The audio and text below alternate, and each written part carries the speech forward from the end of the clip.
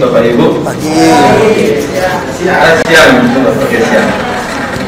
Saya terlalu semangat dan grogi. Tema ketiganya adalah keluarga yang pantang menyerah. Kebetulan ini saya sendiri yang menulis, jadi semoga bisa saya sampaikan kepada umat di sini. Mas Satri, tolong dikasih. Oke. Dari gambarnya sudah kelihatan. Tujuannya adalah umat menyadari dan memahami bahwa keluarga Katolik harus memiliki semangat pantang menyerah dalam kehidupan. Keluarga Kudus Nazaret adalah teladan keluarga yang bersemangat pantang menyerah. Jadi di sini kita akan berusaha untuk meneladani Yesus sendiri. Ya, kadang-kadang kan keluarga itu pasti mengalami suka dan duka. Dalam pokok saya sudah tulis, ada orang yang stres, merasa sendirian, tapi ada juga keluarga yang bersuka cita dalam gambar di bawah itu. Ada juga keluarga yang pantang menyerah, yang naik gunung di sana, dan mereka bersama-sama di situ. Prosesnya sama, pembuka lagu, ya ini kira-kira sama semua, nggak ada bedanya ya. Kisah keluarganya Napoleon mungkin saya mohon maaf sebelumnya, karena kenapa pakai yang di luar? Karena hanya ini yang terpikir ketika saya tulis ini gitu. Nah, setelah saya menulis ini, saya baru teringat ada satu kisah dalam waktu saya mengikuti sidang agung gereja Katolik. Ada satu kisah yang diceritakan oleh seorang ibu, nanti saya ceritakan. Nah, kita lanjut dulu. Doa umat. Kalau nanti ibu bapak ada misalnya di lingkungan atau membawa anak-anak, coba anak-anak untuk diajak berdoa. Biarlah anak-anak memimpin doa umat. Karena kenapa ya? Seperti saya selalu katakan, kalau saya ngantar tante saya ke gereja Protestan, pendetanya nanya, siapa yang mau pimpin doa? Semuanya angkat tangan. Tapi kalau saya ngajar anak-anak Katolik, siapa yang mau pimpin doa? Semuanya angkat kaki. Nah, ini kan jadi permasalahan. Jangan sampai anak-anak itu jadi takut sama doa. Nah, kita lanjutkan. Pertanyaannya ada di situ, apa yang menjadi sumber kekuatan dalam kisah di Napoleon itu sudah saya tuliskan. Ya, intinya saya cerita singkat aja. Napoleon itu sebenarnya dulu dia lahir di suatu pulau namanya Korsika, itu adalah di Laut Mediterania antara Eropa dan Afrika.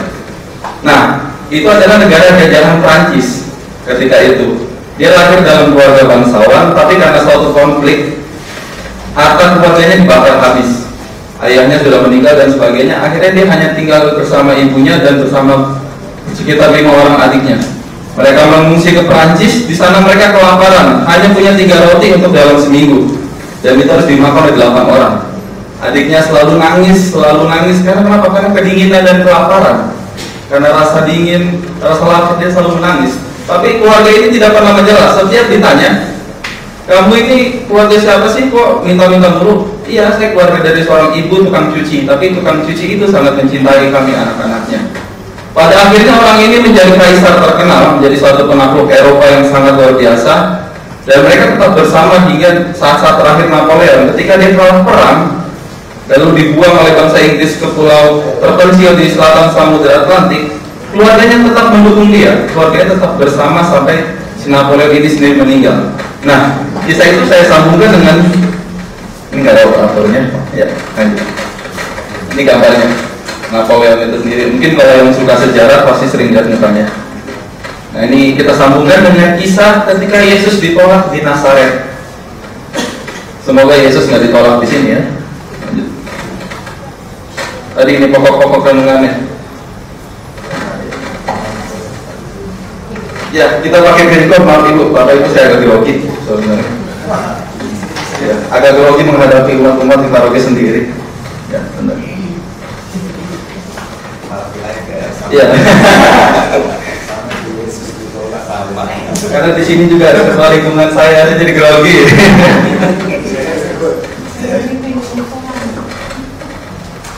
Ya, bacaan kita suci yang saya ambil adalah Matius 13 ayat 53 sampai 58. Bisa dibaca sendiri, di situ hanya 5-6 ayat, jadi pasti singkat sekali. Tapi intinya di situ Yesus ditolak. Kenapa Yesus ditolak? Karena dia dianggap anak tukang kayu. Kamu kan anak tukang kayu. Kamu bisa apa? Kamu kan nggak kuliah teologi, nggak kuliah Dharma Jaya misalnya seperti itu. Ngapain kamu ngajar-ngajar kita? Mending kamu pergi ke tempat lain. Makanya kata Yesus kan apa? Tidak ada nabi yang diterima di tempat asalnya. Tapi buktinya kami diterima di sini untuk untungnya seperti itu. Ngeles. Kalau kami nggak diterima nanti kalian bilang seperti itu lagi, tidak ada nabi yang diterima. Ya, harusnya beda. Nah, pokok-pokok renungannya, saya yakin setiap keluarga pasti ada suka dukanya, bahkan keluarga yang sangat mapan sekalipun. Dan kedua, status dalam masyarakat sering menjadi masalah utama dalam keluarga. Ini kadang-kadang kita sadari kan, misalnya anaknya maaf kena aib, punya aib, atau ada yang melihat saya di sana jadi saya kesini. Ya ketutupan. Ada aib keluarga, lalu status sosial dianggap kamu kan masyarakat kelas bawah. Dan ini sering terjadi dalam konteks Indonesia. Orang di bawah tidak boleh naik ke atas. Makanya kan kata orang Indonesia, hukum itu tumpul ke atas tapi tajam ke bawah. Tetapi di balik itu semua, kalau kita membaca kisah Napoleon dan kisah Yesus itu, ternyata ada cinta yang melampaui segala keterbatasan keluarga. Pokok ini saya ambil karena setelah saya selesai tulis ini, saya kirim ke Komka, saya baru ingat ada satu cerita dari ibu ketika saya ikut sidang agung gereja. Ibu ini dari Papua, dan di sana itu budaya patriark sangat kuat. Budaya patriark itu artinya laki-laki di atas. Dia di daerah Agats, itu daerah yang tanahnya lumpur, jadi kemana-mana ya lumpur kayak rawa-rawa. Suaminya tidak mau bekerja, dia punya anak 6 orang, harus diberi makan. Suaminya hanya main judi, dan main judi. Karena di sana memang seperti itu, main judi lalu main perempuan. Kalau suaminya menang judi, dipakai lagi uang untuk judi. Tapi kalau suaminya kalah judi, akhirnya barang dagangan si ibu itu diambil untuk membayar hutang. Dan ibu ini sangat luar biasa, dia mengatakan ketika itu, tapi monsinyur, karena ada Monsinyur Sohario di kelompok saya, Uskup Jakarta, saya sama sekali tidak membenci suami saya. Saya mendoakan dia, semoga Tuhan dan Bunda Maria mengubah dia. Saya tidak pernah menyerah menghadapi keadaan ini. Keadaan itu dia alami sekitar 5 tahun kalau tidak salah. Sampai akhirnya suaminya sakit keras, dan dari sakit itulah suaminya bertobat. Dan sekarang suaminya tidak bisa apa-apa, tapi dia tetap mendampingi suaminya di rumah. Itu dia ceritakan sampai menangis ketika sidang agung. Dan semua orang tidak ada yang berani mengangkat dia karena dia waktu ini sudah lewat.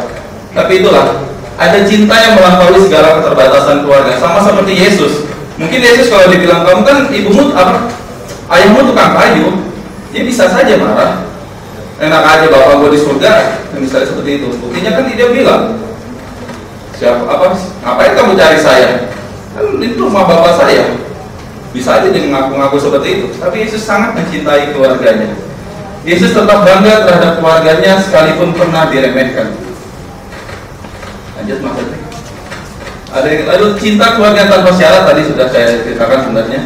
Dan yang ingin saya ajak di sini sebenarnya adalah kita mengajak umat untuk tidak menyerah pada keadaan dunia modern. Tadi kan pertama kita sudah sadari ya. Dan kadang-kadang keluarga itu menyerah pada media digital, benar atau tidak? Seringkali kalau keluarga kumpul sekarang, bukannya saling bicara satu sama lain, semua bicara dengan HP-nya masing-masing. Kalau Bapak Ibu pernah nonton film Richie Rich, ada yang tahu itu film tentang anak kaya, itu masih sering ada di TV sampai sekarang. Itu film tahun 80 kalau saya tidak salah ya. Ada saya ingat satu bagian film itu, ketika anak si Richie-nya dengan mamanya itu sedang makan, mereka bicara lewat telepon, padahal duduknya sebelahan. Tapi mereka lihat telepon, halo Ma, iya, saya lapar, Mama di mana? Iya, aku di sebelah kamu, dan kita makan dan sebagainya. Itu merupakan suatu sindiran. Bahkan tahun 80 aja, ketika handphone media digital masih segede batu bata, itu orang sudah lupa dengan sekitarnya, sudah lupa dengan keluarganya. Apalagi zaman sekarang, yang itu harus kita sadari, keluarga tidak boleh menyerah pada masalah itu. Dan yang penting adalah keluarga tidak boleh menyerah pada keterbatasan waktu. Kadang-kadang tidak bisa bertemu dalam keluarga, tidak bisa, mungkin waktunya sibuk dan sebagainya. Keluarga harus berusaha untuk selalu mencari waktu untuk berkumpul dalam keluarga. Keluarga harus mencintai kerja. Karena kenapa? Kalau dalam kitab Kejadian dikatakan kan hendaklah kamu berpuasa, artinya Tuhan juga menjadikan kita sebagai rekan kerjanya. Ora et labora, ora in labora, bekerja dan berdoa, atau menjadikan suatu kerja menjadi suatu bentuk doa. Dan yang terakhir, alasan kesempurnaan. Maksudnya, ketika keluarga berusaha untuk tidak pernah menyerah menghadapi segala hal, jangan lupa selalu kan ajak keluarga untuk memohon penyempurnaan dari Tuhan. Dan ini kritik saya terhadap orang-orang Protestan. Seringkali kalau karena keluarga saya mayoritas Protestan, setiap kali ketemu Mereka hanya akan mengajarkan tentang ini ajaran gereja saya. Lalu ada teologi kesuksesan dan sebagainya, mencari harta sebanyak-banyaknya, tapi tidak pernah memohon kesempurnaan Tuhan. Nah, ini yang harus kita ajak dari keluarga Katolik. Yuk, dengan menyikapi, dengan meneladani keluarga kudus, kita diajak untuk memohon penyempurnaan itu sendiri. Karena Yesus sendiri memohon penyempurnaan dari Bapaknya kan, dia tidak bisa tanpa Bapa. Nah, udah selesai itu. Katanya terima kasih, Tuhan beserta Anda semua. Terima kasih. Mohon maaf kalau kurang jelas.